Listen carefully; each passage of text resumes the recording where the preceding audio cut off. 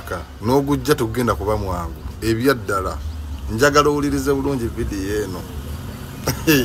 Top security but top commanders mu UPDF bakoze meeting mu State House ne muzeyi ngekuliddwamu General Muhoozi. Uliriza.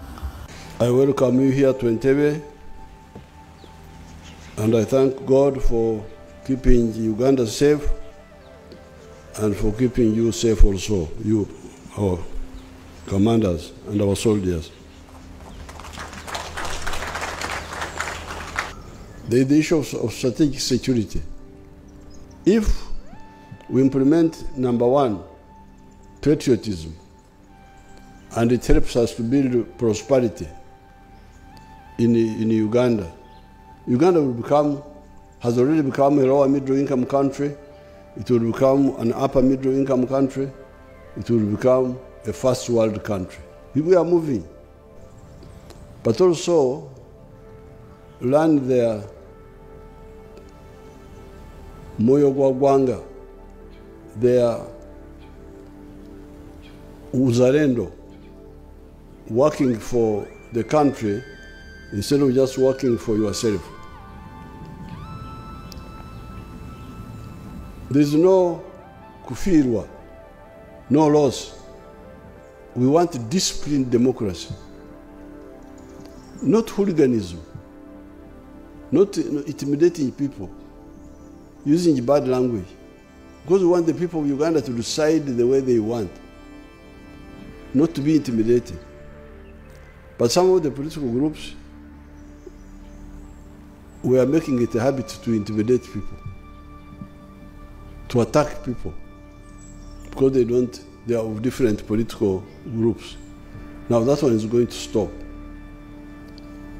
The security agencies have discussed it, and it's going to stop. You must speak very well in public, together. Don't try to speak badly, that you are a politician, you are speaking badly to me. It's not acceptable. It must stop. This Buyai must stop. The Buyai of they run bad things in Europe. This is not African way. So I'm glad that the meeting of High Command has met, the Defense Council is meeting. With these few words,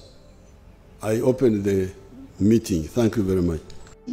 Balabanga ekyo tebakirina abamu tebalina wano mu ggwanga naye bawuliranga okunvuma kisobola okukakkanya ku bulumi bwabwe. Yensonga lwaki nze ng'omuntu sibanyiigira. Kakati obumu ku bujulizi obuliwo nti omuntu ampadde ssente akuba essimu weebale naye ng'alina bw'obuuliriza bulungi alina waatukanaga nti kaakati omulimo gwebale bano ono twamumaze era weŋŋambira naga ekyo bw'oba okiwulira omuntu gwakoze naye eddiiro oweewuunya otya bw'oti nga ayongerayo ayogera. So kati nali mbakati awo nga neebuuza ntandika n'okuseka nga okay nti kakati tubulayo bano babiri naye weebale abasajja wabalaze amaanyi oba walaze amaanyi. Bw'atyo bw'ayogera amaliriza aŋŋamba ki nti kankutereko akasente omulimu weebale gukola.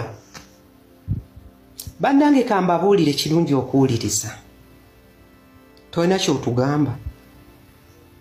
Lw'olikeera ng'oli mu buzibu nga buno bwendimu ojja kutegeera nti wali weetaaga okuwuliriza nange Farish. Oba mukitegeera kye mbagamba? Ndaba abantu beeyongeddeko ngenda na kubaddirayo okwo emabega naye kamale kumayirayo abasoose okuwuliriza. Omuntu ng'akola ki? Ng'agamba bw'atyo. Dakika zaali ntono nnyo mboozi njumiza ng'empanvu naye dakika zaali ntono nnyo ng'ajjako essimu. Sijjukira oba nze najjako naye nali paralyzed nga neebuuza nti eweebalemu n'ayogera n'erinnya ery'eggwanga erimu. Ulinyo bayogera linnya kyawo bakalamajo bani ng'ayogera nti kwegamba okwongera okwasatinga ensonga eyo gikkaatiriza nti weebali ng'agamba neebaza nti nakoze omulimo ngenda babulira n'okumanya ensi eno nzibu nga ŋŋamba nti nti weebale omulimo wagukoze bulungi. Kakati ekibuuzo kye nsooka okwebuuza ku nsonga eno lwaki omuntu ono eyankubidde nga nkoze omulimo gwe ye gwayinza okulaba nga ddala mu butuufu guli daaka mulimo si mulungi naye aneebaza ansiima tukoze omulimo naye nga bw'abadde agamba naye tamanyi na bw'alina kunsasula nga tamanyi na bw'alina kukola ki tamanyi na nnamba gy'agamba kunsasulirako tamanyi na nnamba kwalina kunsasulira oba ekitegedde yankubira ku ssaawa 2:35 ennamba nfunye buzibu nti mu kasimu kali yavaamu naye ate nagiscreenshotingira ku eno nga tamanyi na bw'alina kunsasula mangu nnyo era ekibuuzo kye neebuuza ensonga eyo gye twogedde nga ya munda nnyo naye etuuka etya okubanga eteebwa omuntu oyo eyasooka ogifuna agitambuza tosobola kati kukozesa tekinologiya gwe tulinawo tosobola mukozesa nola nti ono eyasooka okitambuza kizibumu lwaki omuntu oyo gwe nali nkoze naye eddiru nga bw'agamba ate yate emboozi eyo kubanga nkubira ku ssaawa 2:35 akuba ku ssaawa 2:35 dakiika oba ssaawa ntono nnyo ate emboozi etandika okubanga buli wamu weeri nzikiriza oke kale nkoze naye eddiru nga bwe yali akyogera aneebaza mangu nnyo ekyo n'akikola kuno ndinako abantu abalaba abo muli 86 naye abantu abo 86 kamba kakasi buli omu kino ekyakolwa basobola okikola nange nsobola okikola. NBS TV nga bulijjo yavuddeyo n'ekyaza luuswa NBS TV eyo ye TV eyalinanga program balinga bagita media round table yabeerangawo buli Friday ku makya ng'ekyaza bannamawulire abakuukutivu abasinga okutunulira politics bwetambula mu Uganda ne batuula ne batandika okwogera ku ki ekibaddewo mu wiiki biki ebimeekinze amawulire President Museveni biki byayogeddeko eri eggwanga ne batemaatema ensonga ne batunnyonnyola nze nalinga nnyo okulaba program eyo kuva nagamba nze ekiri nali singa okwagala politics nfuddengayo okumanya ensi yange bw'atya weetambula journalism yatuuka neefa NBS nga waliwo change egenda okubeerawo Samson Kasumba ne yeewamba n'atugamba mu poliisi yamusibye ne tupostinga free Samson Kasumba Samson agenda okuvaayo mu kkomera ebyadakulu agenda okulaba byatandise okutwitinga ne byatandise okwogera ng'ayogeza kirimi White ebbanga ttono nnyo tugenda okulaba ne Joseph Sabiti takyabeerako ku TV twagenda okuddamu okuwulira nti katafuuse PA Wanita Amongo NBS TV buli muntu yali agikolako abannamawulire abalina integrity basalawo waakiri ne baresigninga ne bava mu bifo ebyo kwaliko Solomon Seranja kwaliko Raymond Mujuni beo bannamawulire nga bo baagaana okulya enguzi naye olanga we bali babasuffocatinga ng'olaba nti baagala okukola eggulire naye omulimu gwabwe tebagukola bulungi nga bwe bandigukoze ne basalawo ne baresigninga ekintu ne bakita ne bagenda bagezeeko ewalala kati essaawa zino eno yekyaza obaluuswa jangu oyogere eyo TV yeyina bannamawulire abasinga batupostingira mpuuga enkya n'eggulu oyo omusajja Simon Kagwanjala buli lunaku abeera ku X ng'aliwo ye kubeera nga eva abilitolinga Kyagulanyi tewali muntu munnamawulire myaka gyonna alinyiridde Kyagulanyi ng'oyo omusajja Simon Kagwanjala ne muntu nanengamba naye bannaye abaana ba Buganda kale bannange mutama gwe mukatuliki gwe muganda gwajjudde olukwe kwegamba ku bizibu bya Uganda wagenda okulaba nga ekintu kyolina okusinga okufokasingako nga munnamawulire kulwanyisa Kyagulanyi buli kimu akikoze Kyagulanyi buli kimu akikoze ku principle bwe bagoba mpuuga no postinga NUP tesobola ku existinga without mpuuga oguninnyoko Simon Kagwanjala ne bannamawulire bannakabondoko tubamanyi tubalabye mu tweeting ebyekisiru mwina influence ey'amaanyi ennyo wandibadde nga gwe munnamawulire ofayo nnyo okunoonyereza edda mwatuleteranga wanene waliwo omuntu omuyimbi gwe batta sorry I can't remember the names nga tukyali mu bya people power ne bagamba nti yali close friend wa Bobby Wine nagamba nti bamuse nagenda okulaba nga Kanori Mugume adduse agenze ku crime scene nti agenze kunoonyereza lwaki essaawa zino bagamba nti waliwo obuli bw'enguzi obugenda mu maaso oba waliwo ssente ezigabiddwa nga temukyakola kunoonyereza NBS kiki okunoonyereza kwakomawa bane nga mwali munoonyereza ebitabakwatako kati stories zibeerawo namwe ne mutweetinga mbu bannange Uganda tuddawa mwava kukunnyonnyola abantu mwava okuholding up abakulembeze responsible mwalekerawo okulwanirira justice mwe maloboozi g'abantu bannamawulire omulimu gwammwe is to inform the public wabula kati buli omu akusa lubuto lwe oyo Simon Kagwanjala ye bannange naye ng'ali ku TV buli kumacha ali awo kuseketterera opposition okusinga NUP bannange mugezezzaako okulwanyisa kati saa zino bakwesaako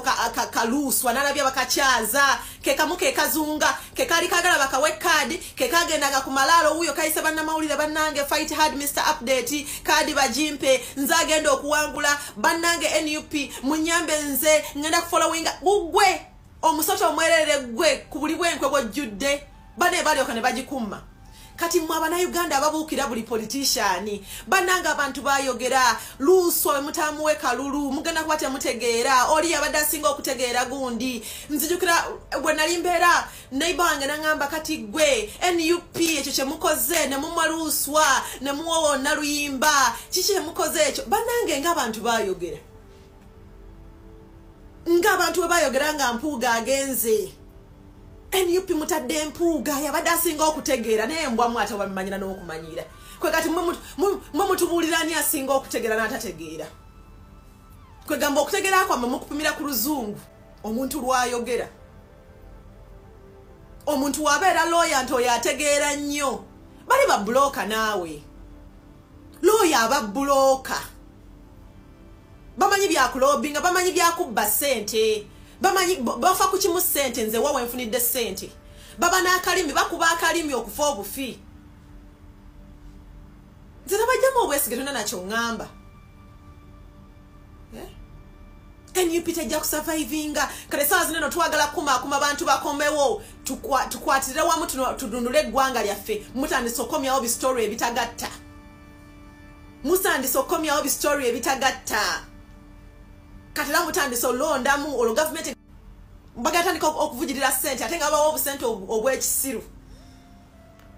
bo balya ssente nnene ne babeera eri nga teboogera kati mmwe obubu obuwoggola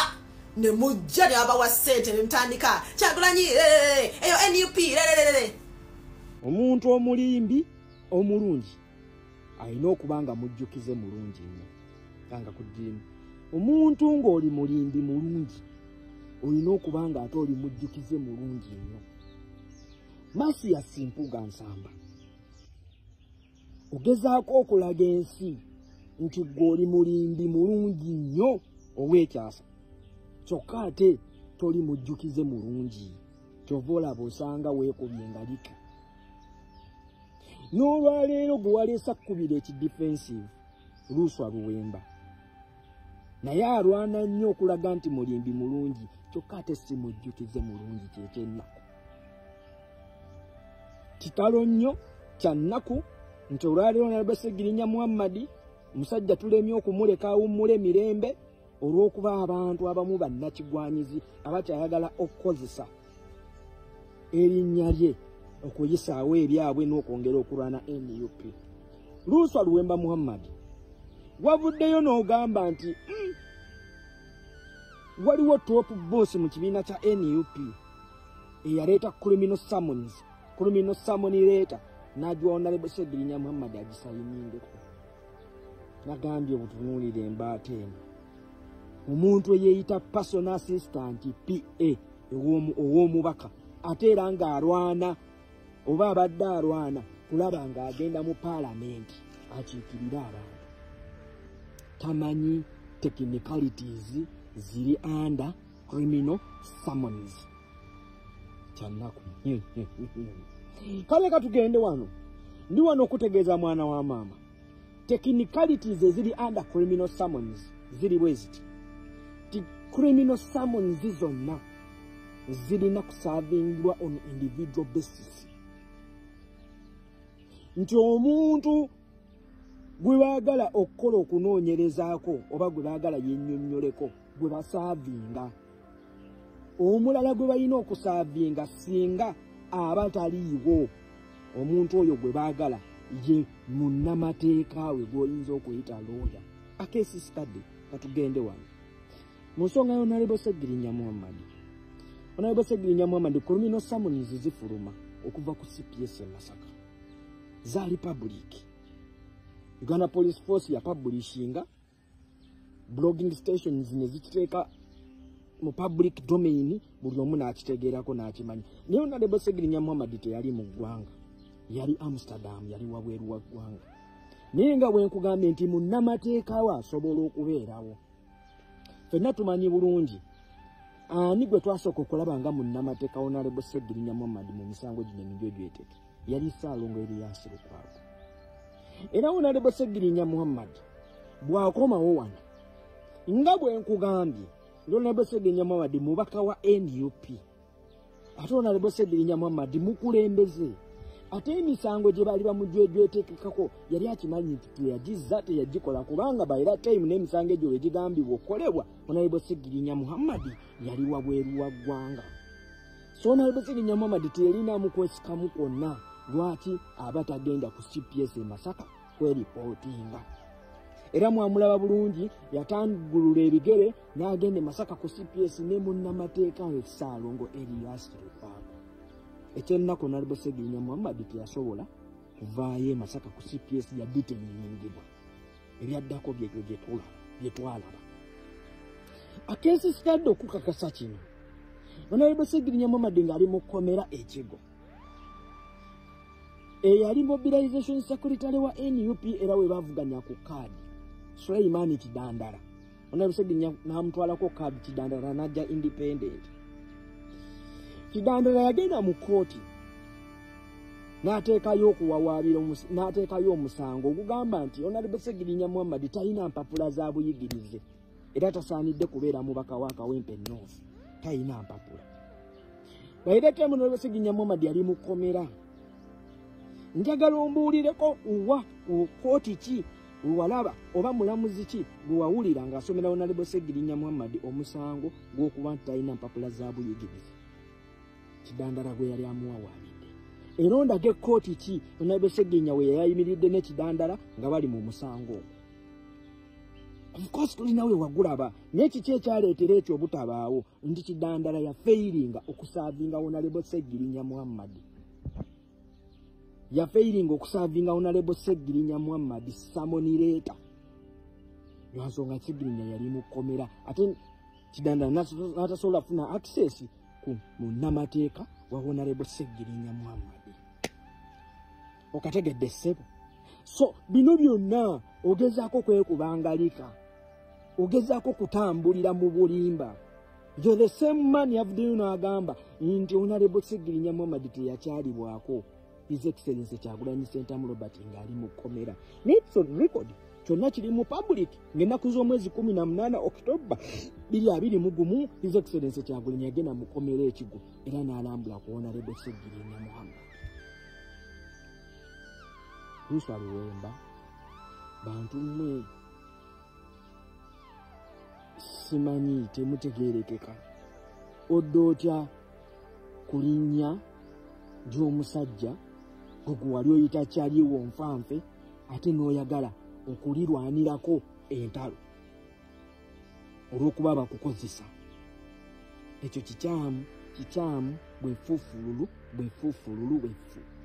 oyongera kwennyika mu ttoomi oyongera kwota na kwerabisa ate oluusi olumu mwe muba mugenda kujja okutunulako mu kamera okutambuza obulimba mukoleeko ku kayisaaki akatonotono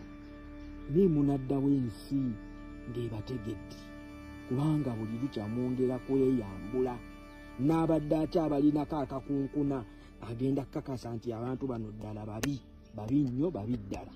Abalungi abatuwuliriza era abatulaba olunaku olwaleero tukyaddeko ewa Sheikh Ashraf Dembe. Sebo sanyusa okubalaba amannya agange nze Sheikh Ashraf Dembe akola ku bizibu by'enjawulo omuntu singa aba alina ebirwadde musomereddwa tunywa amazzi ga lukuya nga bw'obadde ogalaba tugenda abantu ku kyoto ne twokya emizimu emibi egibabaamu n'okulomba edduwa abantu singa abeera ng'ali wano atuuse sobola okumulombera edduwa ne waba atatuuse nga mpadde amannya ge naye ng'ali wala naneetaase enamba yange yeno eri 0707363711 namwe bannyinaffe abali ebweru oyagala okuba nti oyagala okulombera ku dduwa ng'olina ebizibu viza zibuze amaka gakolongotana sente zikola zimpita mu ngalo ojja kumpeereza ekifaananyi kyo n'amanyago ebyo byokka bijja kummala nja kukulombera edduwa ojja kutereera olunaku olusembayo mu mwezi mba n'edduwa eyawamu ffenna n'abalwadde bange abakadde n'abapya. Salaamu alaikum warahmatullahi wabarakatuh.